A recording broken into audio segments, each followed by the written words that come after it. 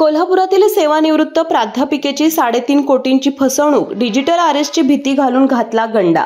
कोल्हापूर शहरातील सम्राटनगर येथे राहणाऱ्या सेवानिवृत्त प्राध्यापिका मीना मुरलीधर डोंगरे यांची डिजिटल अरेस्टची भीती घालून अज्ञातांनी तब्बल 3,57,23,000 रुपयांची ऑनलाईन फसवणूक केली।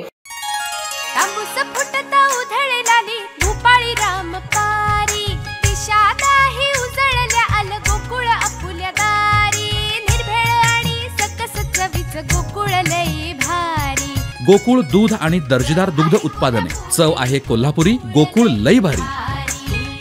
पोलीस अधिकारी ट्राय डिपार्टमेंट असल्याचं भासवून मनी लॉन्ड्री प्रकरणात अटक होणार असल्याची भीती दाखवण्यात आली आणि त्यानंतर 3.5 कोटी रुपयांची फसवणूक करण्यात आली। या प्रकरणी 27 मे रोजी डोंगरे यांनी राजारामपुरी पोलीस ठाण्यात फिर्याद दिली असून सध्या पोलीस याबाबतचा तपास करत आहेत।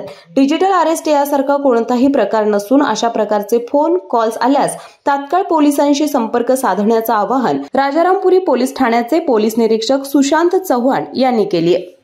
राजारामपुरी पोलीस ठाणे हद्दीत एक वयस्कर महिला राहतात। त्यांना 1 महिन्यापूर्वी एक कॉल आला आणि त्या कॉलरनं सांगितलं की आम्ही मुंबई पोलीसमधून बोलतोय आणि तुमच्या नावाने इथे माहीमच्या एका बँकेमध्ये आधार कार्डचा वापर करून तुमच्या 6 कोटी रुपये जमा झालेले आहेत आणि ते मनी लॉन्ड्रिंगमधले आहेत आणि त्या संदर्भात केस झाली आणि यामध्ये तुमचं नाव पण येणार आहे।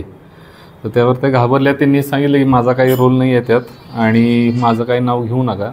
तेव्हा त्यांना सांगितलं की आम्हाला ही केस चालवायला लागेल, आम्ही तुम्हाला डिजिटल अरेस्ट करतोय आणि तुम्हाला सगळे बँकेचे अकाउंट वगैरे द्यायला लागतील तुमचे। त्यावर त्यांनी घाबरून सगळे त्यांची बँकेची माहिती दिली।